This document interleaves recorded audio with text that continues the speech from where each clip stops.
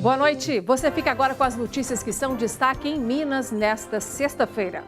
Escolas de BH preparam professores e equipe administrativa para mediar conflitos e evitar situações trágicas, como o massacre na escola de Suzano, em São Paulo. E um estudante foi preso na Grande BH por disparar submetralhadora na porta de uma escola. No Dia do Consumidor, Procon orienta sobre os direitos de quem compra. O Ministério Público bloqueia 52 milhões de reais da Vale para pagar custos a moradores de Macacos e para recuperar o meio ambiente em Brumadinho. O FMG em crise por falta de dinheiro para pesquisa. Há projetos parados e, entre eles, o da vacina contra a leishmaniose. Chapecoense demite goleiro Gilcivan, acusado de agredir a ex-noiva aqui em Minas. E domingo tem clássico entre Atlético e América. Os dois times vão entrar só com titulares. Não se esqueça que estamos transmitindo o nosso jornal também ao vivo pelo Facebook na página da TV Band Minas.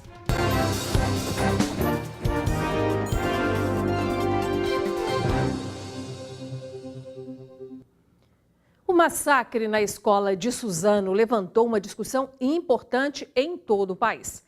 Como garantir a segurança dos estudantes e dos trabalhadores dentro das escolas? Aqui em Minas, escolas estaduais e em Belo Horizonte, as municipais estão participando de um programa de capacitação que prepara professores e equipe administrativa para mediar conflitos dentro das escolas. Na porta desta escola municipal, no bairro Alípio de Melo, região da Pampulha, um porteiro controla a entrada e saída dos alunos. Os meninos e meninas só saem acompanhados. Mesmo assim, esta mãe não se sente totalmente segura. Todos os meninos, mesmo os maiores, a partir do primeiro ano, quinto, eles deveriam ter uma carteira para o responsável apresentar e essa criança ser liberada. Porque, igual já aconteceu algumas vezes de eu ter que pedir a minha vizinha, ela simplesmente chegou, falou, vou pegar fulano. E foi liberado. Nesta outra, na região leste, entrada e saída também são controladas. Mas a preocupação da Daniele é o que acontece entre os alunos e no entorno do prédio. Quando tinha os guardas municipais, eu me sentia ainda mais segura. Ainda teve o caso do menino que trouxe droga para essa escola, um aluno, e eu fiquei chocada. A Lucinéia faz de tudo para manter o Miguel, de 7 anos, bem comportado, tanto em casa quanto na escola. Essa é a estratégia dela para que o menino não se envolva em nenhum tipo de briga com os colegas. Converso muito com ele, oriento ele, pergunto. Que a gente também tem que perguntar, porque às vezes nem tudo a gente sabe. Nem mesmo que você está debaixo dessa saia assim, está nessas asas e tal, mas tem que perguntar. A atenção de pais e alunos se voltou para a segurança nas escolas depois do massacre em Suzano, na Grande São Paulo, ocorrido na última quarta-feira. Imediatamente após a tragédia, houve quem defendesse o uso de armas por professores e funcionários das instituições como forma de evitar a tragédia. Mas aqui em Belo Horizonte, educadores estão apostando em outras alternativas para prevenir conflitos. No círculo, professores e funcionários ocupam as cadeiras dos estudantes. A dinâmica faz parte de uma capacitação para ajudar na mediação dos conflitos na escola. Aqui, prevenção é a palavra de ordem. Quando a gente lida com criança pequena, eles têm muita voz, mas às vezes a gente precisa de estar mais atento às demandas que eles apresentam e qual é a necessidade. Por que a criança está tendo aquela postura? Evitando essas questões de bullying, essas questões de violência, E promovendo uma cultura de paz e um mundo melhor, Se a gente investir nas crianças, a gente acredita que esse mundo vai ser possível. A atividade faz parte do projeto Nós, uma parceria de órgãos públicos e universidades com a UFMG, que ensina tanto as escolas quanto a comunidade a resolver problemas de comportamento nas instituições de ensino.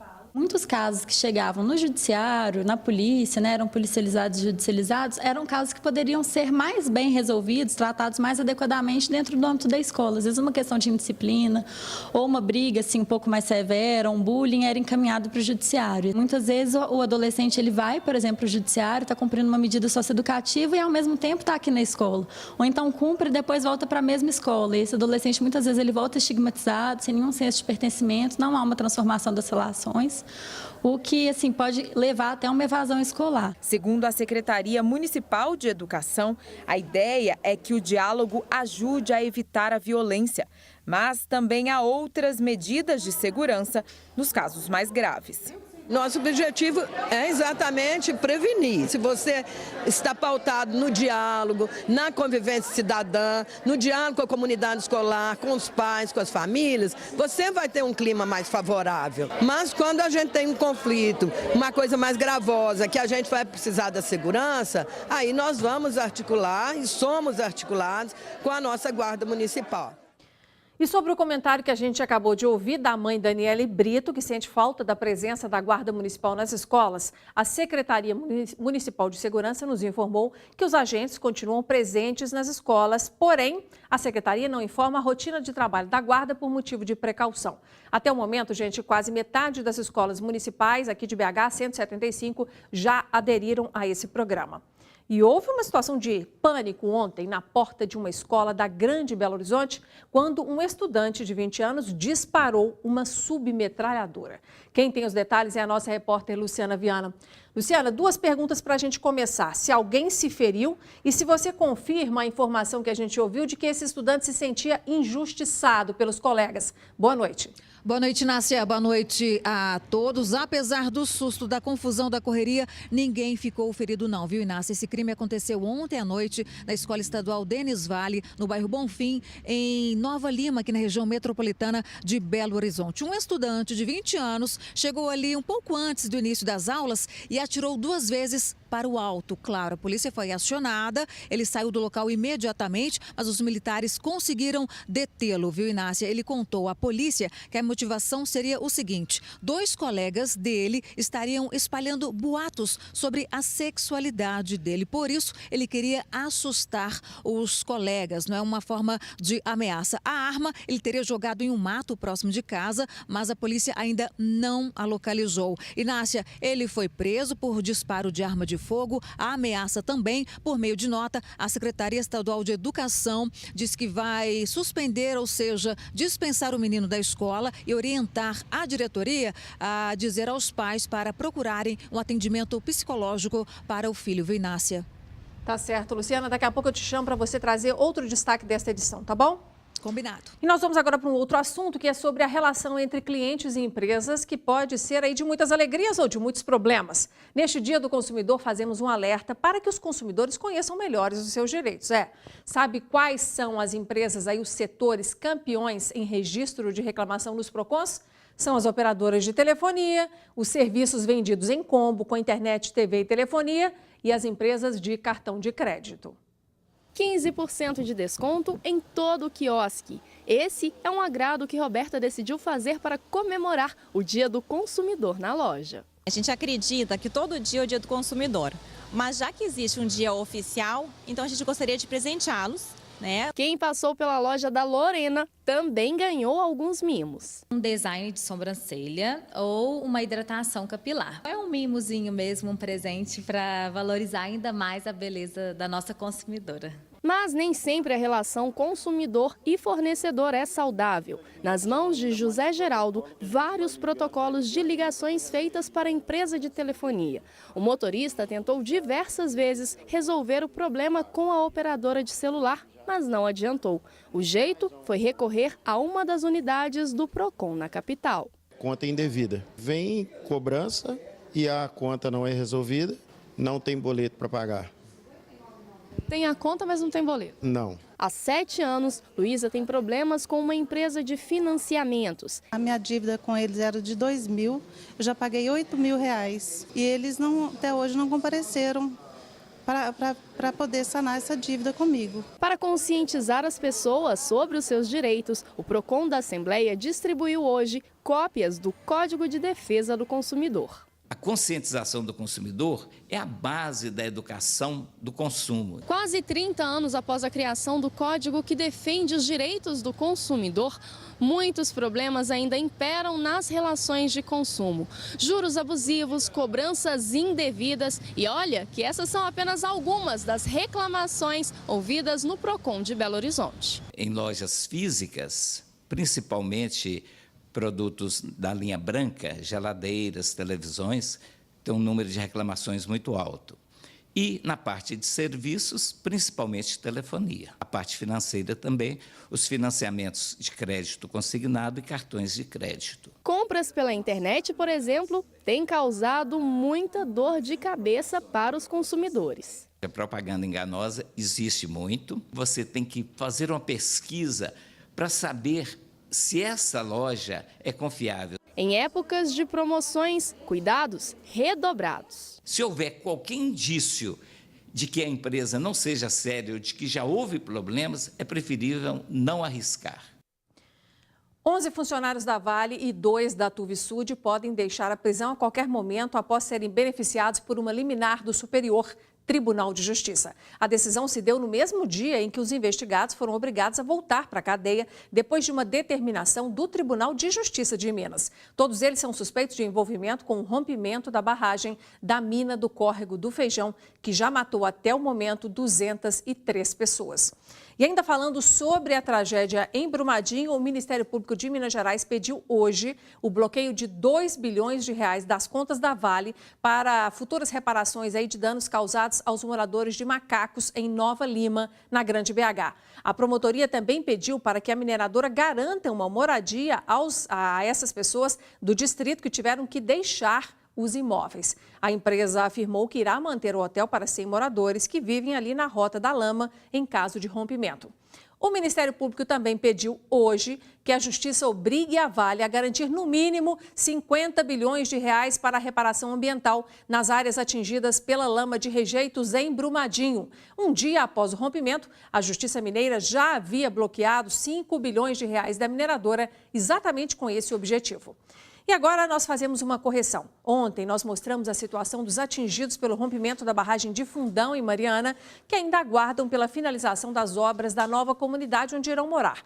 Dissemos que o orçamento da Fundação Renova para 2019 seria de 3 bilhões e 400 milhões de reais, mas na verdade o valor é de 2 bilhões e 900 milhões de reais. A Renova ainda reitera que hoje não há pessoas desabrigadas e que os moradores das localidades atingidas estão em casas alugadas. E um outro assunto para você agora, as vendas de veículos seminovos cresceram no primeiro bimestre deste ano. Foram vendidos mais de 265 mil carros usados aqui em Minas Gerais. Quem faz essa opção encontra bons carros e com preços atrativos no mercado. Depois de rodar por muitos anos em carro 0 quilômetro, a Mauri resolveu investir num seminovo. O bancário conseguiu economizar e, ao mesmo tempo, fazer um bom negócio. O carro novo você compra, logo que você compra ele já tem uma desvalorização significativa, né? E você acha no mercado um monte de carros seminovos, muito pouco rodados, que vão te atender perfeitamente quanto o carro novo. Assim como o Amauri, tem muita gente preferindo os seminovos. Segundo a Federação Nacional das Associações de Revendedores de Veículos Automotores, a FENAUTO, o crescimento nas vendas no primeiro bimestre de 2019 foi de 7,1%, na comparação com o mesmo período do ano passado. De acordo com a Federação Nacional do Setor, janeiro e fevereiro foram responsáveis pela venda de 2.282.000 veículos seminovos. Os números levam em conta todas as transferências feitas em território nacional. Rubens, que está no mercado de veículos há mais de 40 anos, acredita que uma série de fatores foram determinantes para tornar estes números positivos. Comprar um seminovo hoje, muitas vezes significa comprar um carro ainda na garantia, com baixa quilometragem e com um preço que empata com um carro popular. As linhas de crédito estão mais abertas, aprova-se mais hoje do que aprovava antes, os cadastros dos consumidores, né? Em Minas Gerais, os números também são otimistas. Em janeiro e fevereiro foram vendidos mais de 265 mil carros usados. Fevereiro foi surpreendente. foram quase 7 mil veículos comercializados a cada dia útil, 19% a mais que fevereiro de 2018. Eu acho que todos os consumidores estão mais otimistas, mas temos ainda o fato aí de fevereiro ter tido dias úteis a mais, né? O que aí fez com que nós, lojistas, e o mercado de seminovos contemplasse um maior número de vendas. O diretor da Associação dos Revendedores de Veículos em Minas Gerais acredita ainda que, se o início de 2019 foi bom, a tendência é de que o resto do ano os números se mantenham para cima. Mesmo aí na crise, nós conseguimos, com todo o desafio, vencê-los e estamos aí prontos aí para contemplar aí maiores números. Com certeza, o ano de 2019 será um ano para o nosso setor. Um motorista perdeu o controle do carro e atingiu uma casa no bairro Jardim América, região oeste de Belo Horizonte. Isso aconteceu na manhã desta sexta-feira. A Defesa Civil de BH foi até o local e constatou que a estrutura da residência foi afetada após o desabamento de paredes da sala e do quarto. O imóvel foi totalmente interditado. Um morador ficou ferido no acidente, mas não precisou ser encaminhado para o hospital. E um caminhão e uma carreta trombaram na BR-251 e um dos motoristas ficou preso nas ferragens. O acidente foi em Salinas, no norte de Minas, ontem à noite. Uma mulher teve ferimentos leves. O condutor do caminhão precisou ser retirado pelos bombeiros e ainda não se sabe a causa desse acidente. O passageiro de um carro de aplicativo aí de transporte morreu depois de ser atingido por 12 tiros na noite dessa quinta-feira em Betim, na Grande BH. O motorista também foi atingido. Nós voltamos agora a falar com a nossa repórter Luciana Viana, que tem mais informações. Luciana, já se sabe sobre a motivação para esse crime? Oi, Nácia, a polícia investiga o caso para saber a motivação desse crime ocorrido ontem à noite na Vila Benji, em Betim, aqui na Grande BH. 2 suspeitos estavam em um carro que parou ao lado desse transporte por aplicativo. Um deles desceu encapuzado e atirou várias vezes contra o passageiro e também o motorista. O passageiro de 20 anos não resistiu aos ferimentos e acabou morrendo. A família contou à polícia que ele teria diversas passagens pela polícia por tráfico de drogas. Já o passageiro do transporte por aplicativo, de 29 anos, ele não tem passagem pela polícia e segue internado no Hospital Regional de Betim. E os 2 suspeitos, Inácia, seguem foragidos, mas estão sendo procurados pela polícia. É isso então, Luciana. Obrigada pelas informações. A Companhia Brasileira de Trens Urbanos deu início aos preparativos para uma reforma da passarela da estação de metrô Lagoinha, aqui em BH.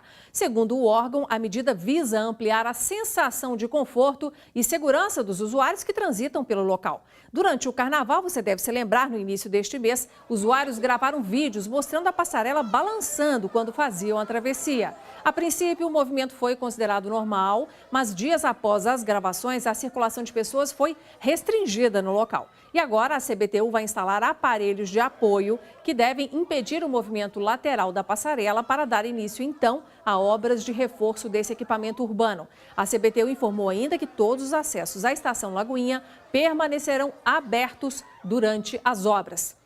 E veja a seguir, o FMG está parando pesquisas importantes porque o dinheiro não chega por causa dos cortes nos orçamentos públicos.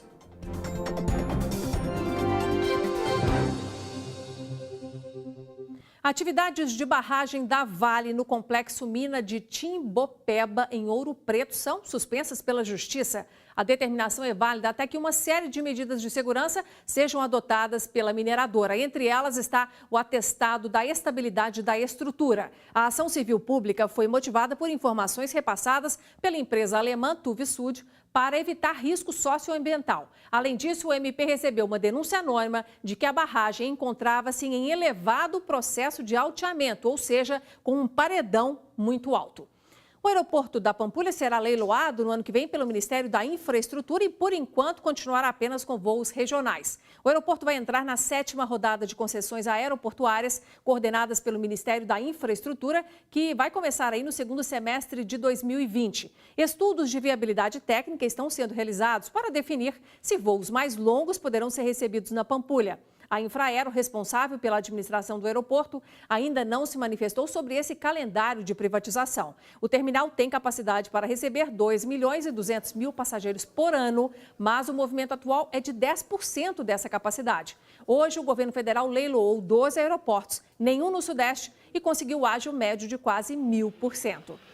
A crise econômica dos últimos 2 anos reduziu investimentos em praticamente todas as áreas, a gente sabe disso. A educação é uma das que mais sofre. O corte de verbas públicas está comprometendo pesquisas importantes em universidades de todo o país. Até o UFMG aqui em Belo Horizonte, que é uma das universidades com mais patentes nacionais, está passando por uma situação muito difícil, a ponto dos professores terem que comprar insumos com o próprio salário para não ficar parados. Há 6 anos, uma equipe da Universidade Federal de Minas Gerais trabalha em uma vacina contra a leishmaniose, doença que atinge principalmente humanos e cães e pode matar. Mas agora, os trabalhos estão praticamente parados por aqui. Isso acontece porque há cada vez menos recursos. Recentemente, a Fundação de Amparo, a Pesquisa de Minas Gerais, anunciou um corte de 13 milhões de reais para estudos científicos aqui na UFMG, uma das líderes no ranking de patentes no Brasil. Nem de 10% hoje a gente tem o orçamento que eu já tive em 2013. A gente vem passando uma dificuldade muito grande. E eu tenho que te falar que muitas vezes os próprios pesquisadores compram com seu próprio salário reagentes, pagam pequenas manutenções nos laboratórios porque nós não temos alternativa. Se não fizer desse jeito, nós fecharemos as portas literalmente. As bolsas científicas na UFMG também tiveram redução de 2,5 milhões de reais na verba. Os trabalhos de prestação de serviço todos estão sendo cortados, os equipamentos estão parando, estão quebrando, nós não temos dinheiro para fazer a manutenção desses equipamentos. Nós vamos ter fuga de cérebro de Minas, que já está tendo, indo para São Paulo ou para o exterior, certo? Que nós não temos como manter. Situação parecida acontece no Rio de Janeiro. Desde 2015, a Fundação de Apoio à Pesquisa do Estado recebe cerca de 1/4 do orçamento previsto. A Aline trabalha com venda de insumos para laboratórios de todo o Brasil. Nos últimos 5 anos, viu a empresa ter uma queda de 80% nas vendas. A gente teve a oportunidade de ver projetos aí financiados na casa de R$1 milhão. Hoje a gente passa nos mesmos laboratórios e a gente vê que eles não têm recursos sequer para comprar luva. Essa é uma realidade muito impactante. Os cortes em Minas estão relacionados à crise fiscal que o Estado enfrenta.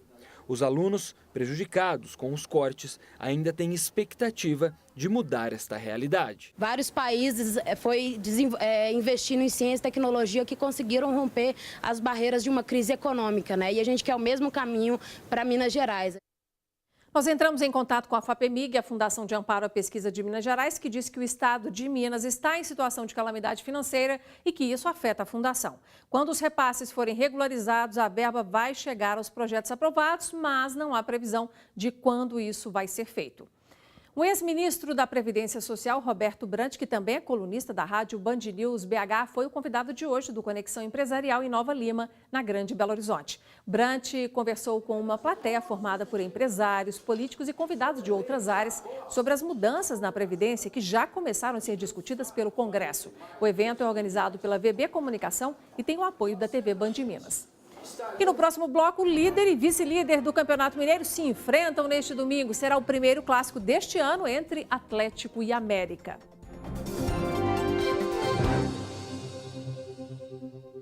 A Chapecoense demitiu hoje o goleiro Gilcivan, acusado de agredir a ex-noiva aqui em Minas, mas o clube disse que não irá se pronunciar sobre o caso. A história é a seguinte: um jovem registrou um boletim de ocorrência contando que foi ameaçado pelo goleiro. Isso aconteceu na cidade de Espinosa, no norte de Minas. Segundo testemunhas, o atleta também teria ameaçado a ex-noiva, Laís Fernandes, roubado o celular dela e destruído um salão de beleza onde ela estava. O jogador teria voltado ao local e agredido a moça com uma faca. Pelas redes sociais, Laís nega essa agressão e apenas admite a discussão com o ex-goleiro da Chape.